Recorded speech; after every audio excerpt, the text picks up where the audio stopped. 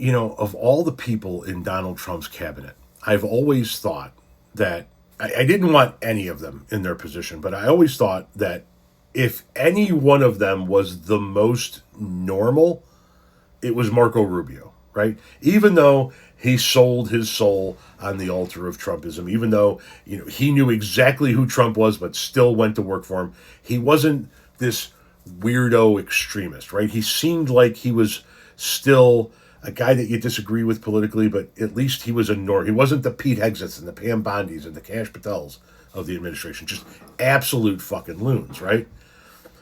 But there's a reason why Marco Rubio is in this cabinet, is in this position, because he's no better than Trump, right? I mean, Marco, you understand that we have video now, right?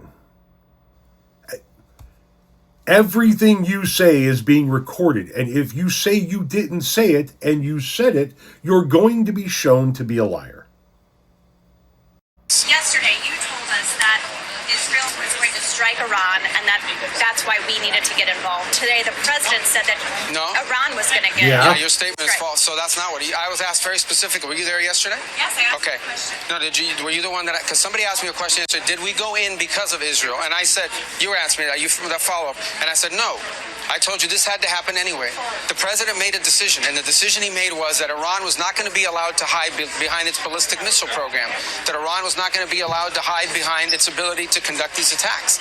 That decision had been made. The president systematically made a decision to systematically destroy this terroristic capability that they had, and we carried that out. I was very clear in that answer. This was a question of timing, of why this had to happen as a joint operation, not the question of the intent. Once the president made a decision that negotiations were not going to work, that they were playing us on the negotiations, and that this was a threat that was untenable, the decision was made to strike them. That's what I said yesterday, and you guys need to play it. If you're going to play these statements, you need to play the whole statement, not clip it to reach a narrative that you want to do, all right? Does Congress have to weigh in? Is the president different? And does Congress have to weigh in?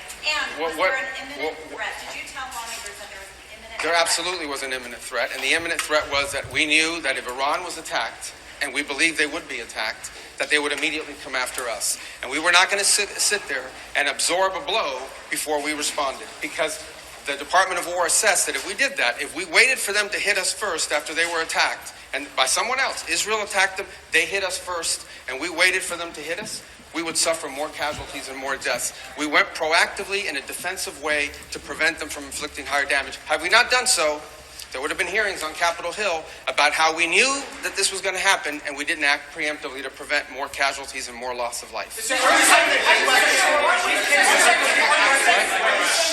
was forced to strike because of an impending Israeli action. No, let me two things I would say. Number one is, no matter what, ultimately this operation needed to happen. That's the question of why now. But this operation needed to happen, because Iran in about a year or a year and a half would cross the line of immunity, meaning they would have so many short-range missiles, so many drones, that no one could do anything about it, because they could hold the whole world hostage. Look at the damage they're doing now. And this is a weakened Iran. Imagine a year from now. So that had to happen. Obviously, we were aware of Israeli intentions and understood what that would mean for us, and we had to be prepared to act as a result of it. But this had to happen no matter what. So you were asked why you said the day before that we struck Iran because Israel was going to hit Iran. And you said, that's not what I said. And if you're going to play the clip, play the clip. And when you play the clip, you say, well, we knew Israel was going to strike Iran, and so therefore we were going to get hit, so we had to preemptively strike them.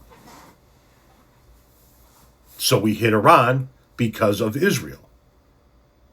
We have the fucking video, Marco.